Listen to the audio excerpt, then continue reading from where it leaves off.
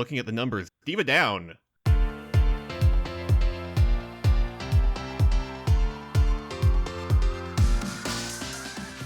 Hello and welcome to the EuroWhat, episode 271, dropping on June 3rd, 2025. We are a pair of Americans trying to make sense of the Eurovision Song Contest. I'm Ben Smith, and I'm here with my co-host, Mike McComb. Hey, Mike. Hey, Ben. In this episode, we'll be talking about the aftermath from this year's contest results. I'm kind of glad that we took that we sort of immediately shifted into after-season mode this time around. Yeah, there's just been, and I don't know, maybe it's this year in particular with some of the topics that we'll be discussing today, but there's just been a lot of news, and it's nice to have time to digest rather than immediately react so that our crackpot theories can be more informed. Exactly. Deeply evidenced. Yes. So, yeah.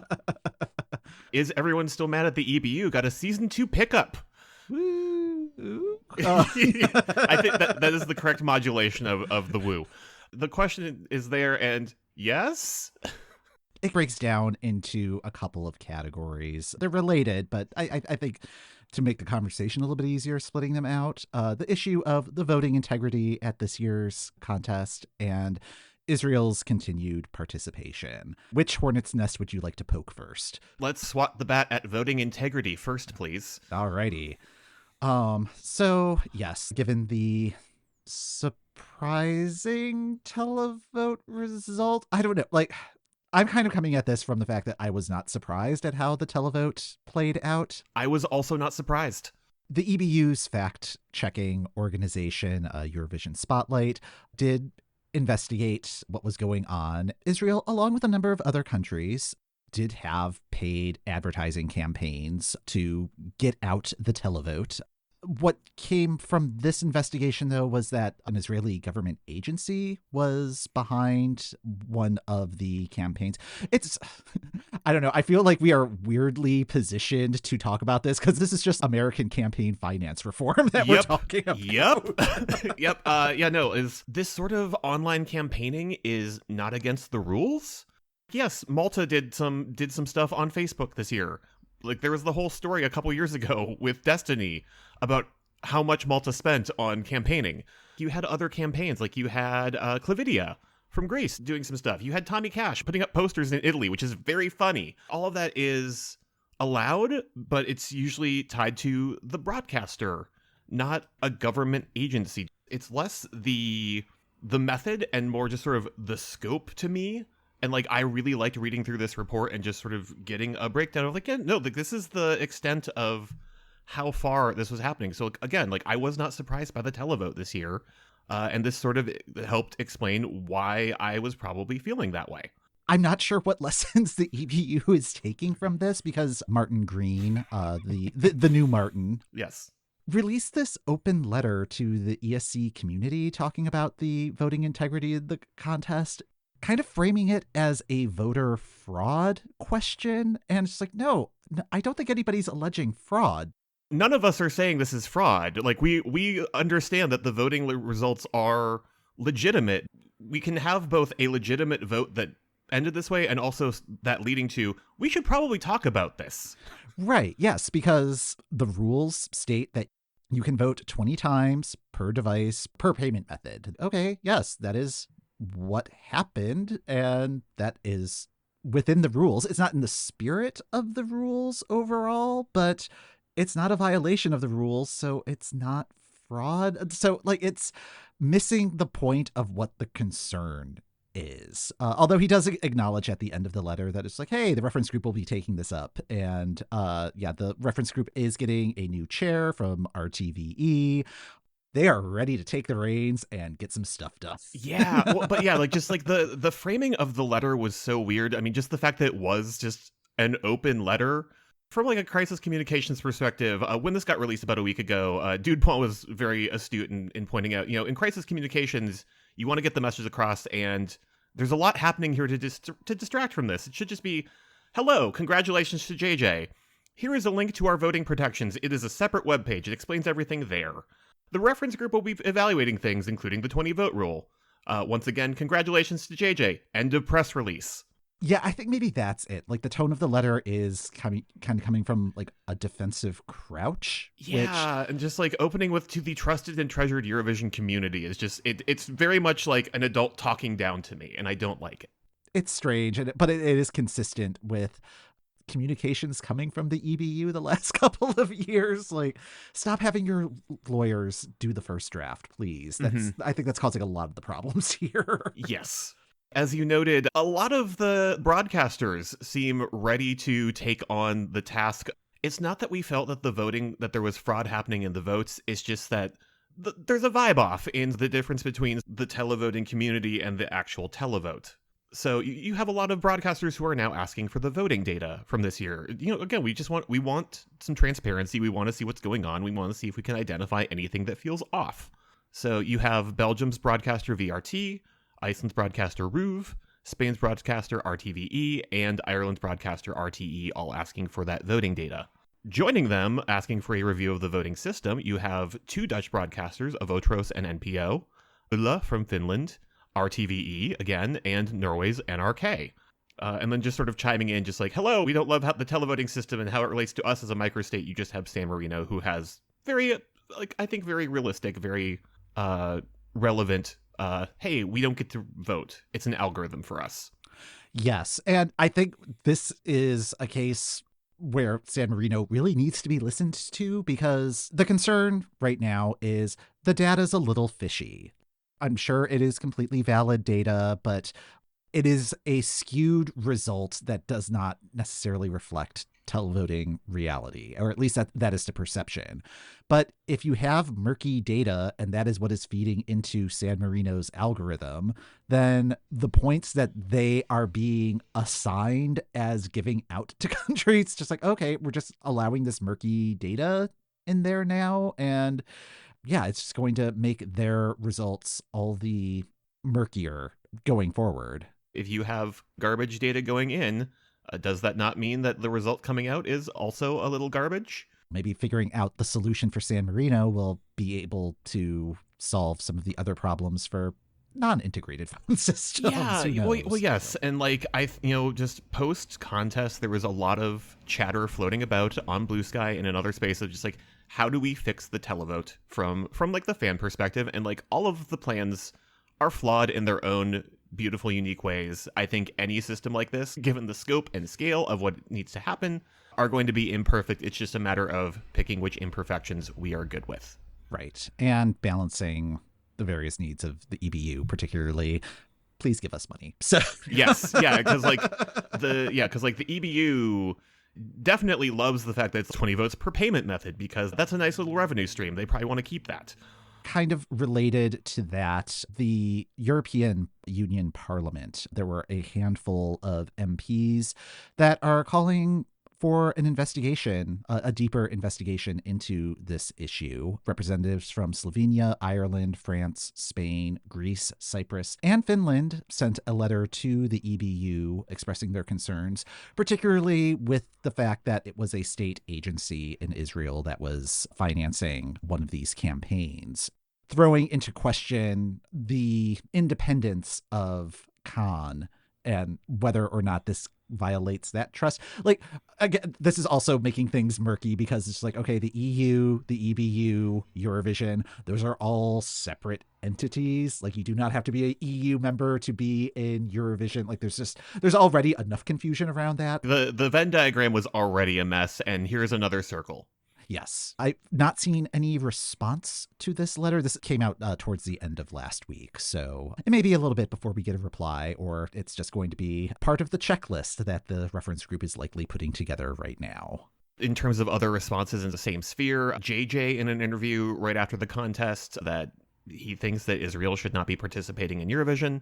The Spanish PM, Pedro Sanchez, the Dutch broadcasters feel the same way. Slovenia was one of the nations last year that had a lot of stuff they were bringing to the reference group where they still don't feel things have been addressed and are ready to walk, it sounds like. And then the BBC has issued public response that they do when enough viewers write in about both Israel's participation and potential bias against Israel from Graham Norton's commentary. The BBC one was really interesting because, like right before we were recording, I was trying to see if people were complaining about either serving or ikoma, because the Ofcom complaints are always a blast. But yeah, there wasn't anything on that page. But in my searching, these. Like, it was just like, oh, cool, BBC's getting it from both sides. Yes. So that's not going to make this easier. Nope. I mean, this is a debate that's happening well outside of the contest as well. But yeah, within this particular framing, I think it's helping to at least kind of focus on some of the questions that are coming up about Israel's place in the global community right now. Mm-hmm. And I guess somewhat related news. Yeah, let's say amidst all of this, like the big shiny press release about the statistics from this year's contest dropped.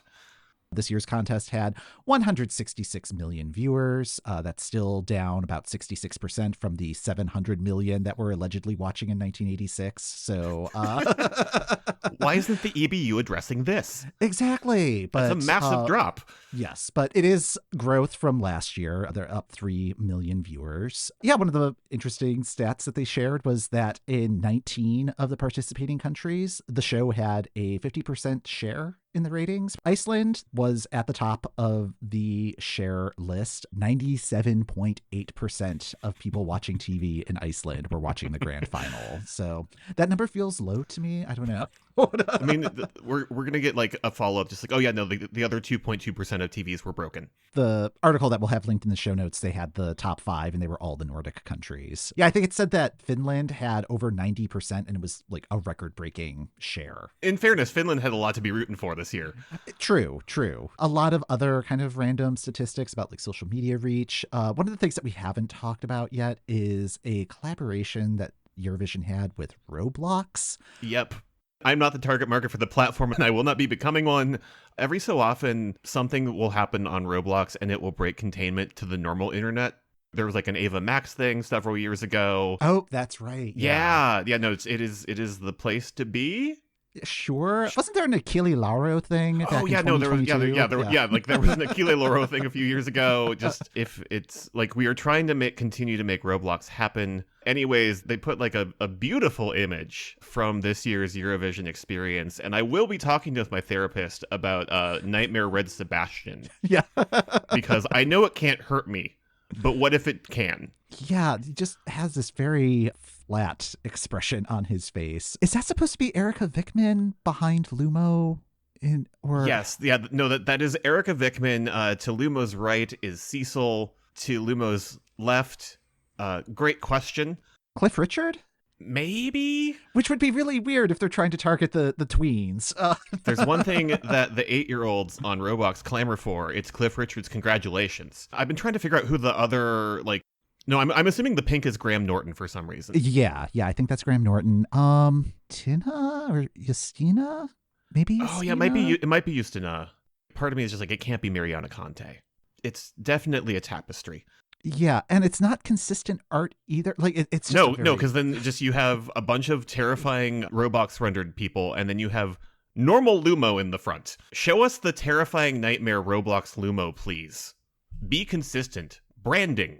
Before we get into the data dive, should talk about what's happening over on Patreon, because we haven't talked about our Patreon in a minute, but we just dropped our discussion of the Doctor Who episode, The Interstellar Song Contest. That was an experience. We go places in that conversation. Yes. For our next gathering of the EuroWhat AV Club, we are going to be watching one of Kai's musical productions. It's their 2018 musical Gambamark. Ben, you've already seen this, right? Yes. Yeah, no, there are a couple different people on YouTube who have both uploaded it and applied English subtitles. So if you don't understand the Ostrobothnian dialect of Swedish, great news. I don't either. I had a great time. Yeah, if you join our Patreon, you will have access to that episode, all of our previous episodes. It's a good time over there. If you're still on the fence about that, our next episode here on the main feed will be unlocking one of our Patreon episodes. It'll be our discussion of the documentary I Am Celine Dion, which was on Amazon last year and talks about her career, particularly in the framing of her struggles with stiff person syndrome. It's a documentary that doesn't pull punches. If you were somebody who was watching Eurovision this year and wondering why we got that lovely video note from Celine instead of an in-person appearance or performance of some sort, that can help fill in the gaps, I feel. You can get to the Patreon at patreon.com/EuroWhat. All right, should we dig into the data? Getting to dive into the spreadsheet and do so many things was very good the last couple days. Yeah, so let's start and just talk about semifinal 1. Within the top tier of the results, you had Ukraine, Albania 15 points behind them, and then Netherlands, Sweden, and Estonia. In the middle of the rankings, Iceland, which was 16 points behind Estonia, Poland and Norway, 26 points behind Norway, we had Portugal, and then sneaking ahead of Cyprus by 2 points, San Marino. Croatia, which was 16 points behind Cyprus, Slovenia and Belgium, and then in last place, Azerbaijan. This was a Ukrainian entry where, like, I was sort of on the edge of my seat during the qualification announcement because I was like, Ukraine's very good at this, but this is a little different from Ukraine. It was very interesting to see, oh yeah, no, this was never in trouble. Ukraine, Estonia, Albania, and Netherlands, they received points from all of the countries participating in the first semifinal, so that's pretty impressive. Ukraine had the most 12s, Albania had the most 10s, and Estonia had the most 8s, including 8 points from Italy. Albania was the winner of the rest of the world vote. I'm not too surprised about that. Nope. Portugal was the only country to advance to the grand final without receiving a 12 from any of the other competitors in the group. Their highest individual score was 8 points from Switzerland. And then San Marino, they were voting just as a jury instead of televote because they can't do televote. They gave points to all 5 of the countries that ended up getting eliminated, including giving their 12 points to Belgium and 7 points to Azerbaijan. And those were the only points that Azerbaijan received. So I'm not sure there's any tea leaves to read with that. It was like, oh, that's a very interesting quirk. San Marino making sure everybody has coverage. Looking at the numbers, it validated some of the things I was feeling watching the semifinal, like Cyprus. Like that one, I was like, oh, okay, we're seeing all of the logistics between a bunch of cool shots. This could fall flat. And it turns out it was on the bubble. A few points of allocation difference, and it's there. I'm still a little surprised with Red Sebastian, but like looking at the numbers, they weren't there. Belgium only got points from 4 different countries. They got points from Iceland, Estonia, San Marino, and Netherlands. I thought that it would have been the top 10 in a few more places. Like even if it was just like 1 or 2 points, like I think it still would not have qualified, but I thought there would have been a little bit more spread. Overall, looking at this chart and looking at these numbers, it matches sort of my feeling about how the first semifinal shook out. All right. Shall we go to the second semifinal? Yes. So Israel was the winner of the second semifinal televote. Latvia, wow. Latvia, was yes. in second place, but Latvia was 73 points behind Israel. And then filling out that top tier was Finland, Greece, Austria, and Lithuania. Middle of the field, Luxembourg was 41 points behind Lithuania, followed by Denmark, Malta, and Armenia. Australia was 11th, but it was still 10 points behind Armenia. And then another drop down into the additional non-qualifiers. So Czechia was 12 points behind Australia. There was a tie between Ireland, Serbia, and Georgia. Ireland won that tiebreak because it received points from more countries than Serbia and Georgia. And then Serbia and Montenegro exchanged 12 points. I don't think anybody was surprised about that. No. Just saw them like, aw. That 12 gave Serbia the edge over Georgia in the final standings. And Montenegro did get 12 points from Serbia, but those were the only points that Montenegro got and finished in last place. This one, it's a little bit harder to extrapolate anything just because like so many of the high points went to Israel. Israel received 13 12s. This is sort of helping me understand like why I think that both, yes, this is a valid voting result, but also something seems off. It's not actually a thumb on the scale, but statistically, it kind of is acting as one. Looking at some of the other results, most of the 10s went to Greece and most of the 8s went to Latvia.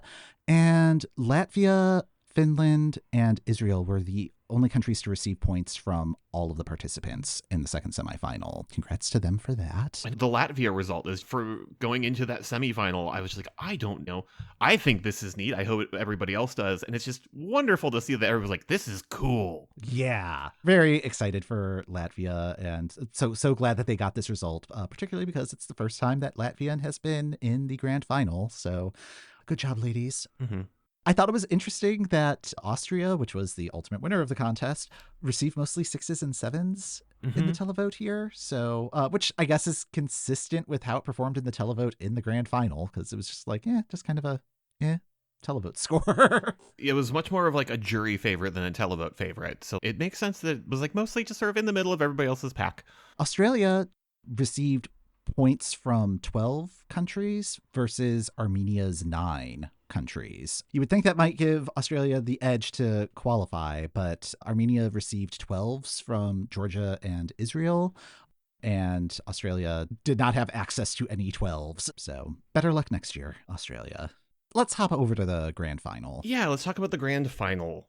From the jury, Austria received the most 12s, Switzerland received the most 10s, and Switzerland and France received the most 8 points.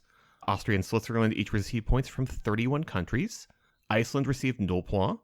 San Marino only received points from 3 countries. Again, thanks, Italy. Italy reacting like when they say the name of the movie in the movie. That's us. That's us. And then Spain received points from only 5 countries. On the televote side, obviously, Israel received the most 12s and the most 10s. Estonia received the most 8s, which not that surprised about. No. In hindsight, I'm like, oh, yeah, no. Like, when I've been chatting with people who are not as deep into Eurovision as I am, the name on everybody's lips has got to be Tommy Cash. Honestly, if there wasn't this campaign that happened, I wouldn't be surprised if we would be talking about Tallinn. Would not surprise me at all. Along with the most 8s, Estonia received points from all but 1 country in the televote. Sweden also received points from all but 1 country. Estonia did not get any points from France. Sweden did not get any points from Cyprus. So I'm not sure what to read from that, but I'm hoping there's drama. Denmark's 2 points, their only 2 points, came from Iceland. Portugal only got points from Luxembourg and France. Spain and San Marino each got points from only 3 countries, though Italy did give 12 points to San Marino, so tutti la pointi. Yeah. Yeah. I like what you came up with as a metric for how do we quantify this winner against other winners. Just because this is the lowest winning score under the current split voting structure. There were only 436 points awarded to the winner this year. It's tricky to do this comparison because you just have so many different voting methods that have happened since we've entered the semifinal era. From 2004 through 2015, you had the combined jury and televote score. Then you had the split score starting in 2016, going through 2022. And then in 2023, they add in the rest of the world vote. So you have that extra set of points getting thrown in just on the televote side. So the method that I came up with is points per group, where you just take the total points that a song scored and divide it by the number of possible point giving groups available. So in the initial semifinal era, it would just be the number of participating countries minus 1 because you can't give points to yourself. With the split, doing the same thing, but you have the jury side and the televote side. And then currently you have the jury side, the televote side, plus 1 more group for the rest of the world vote. And yeah, it's revealed some very interesting results doing it this way. So Fairy Tale, Alexander Rybak's 2009 winning a song, that has the highest PPG, as I'm calling it, of 9.44 points per group. So each participant in that year gave that as their average score. Heroes is next with 9.36, and then Amar Pelus Deutsch is 9.24.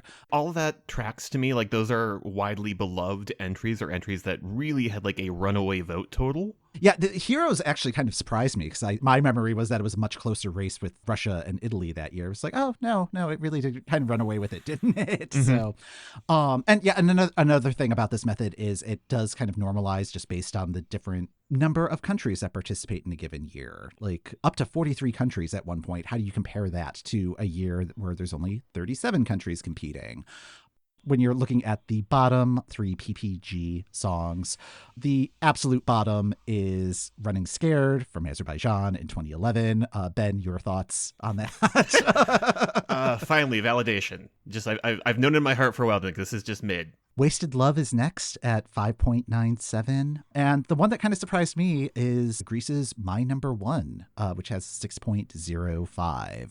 Because it was 39 countries and just a winning score of 230. I don't think this metric really points to the quality of the song necessarily, because I think My Number One is a banger. That one, I feel like we have come, like, that one is widely beloved now. Maybe just at the time it was just sort of, okay, this will do.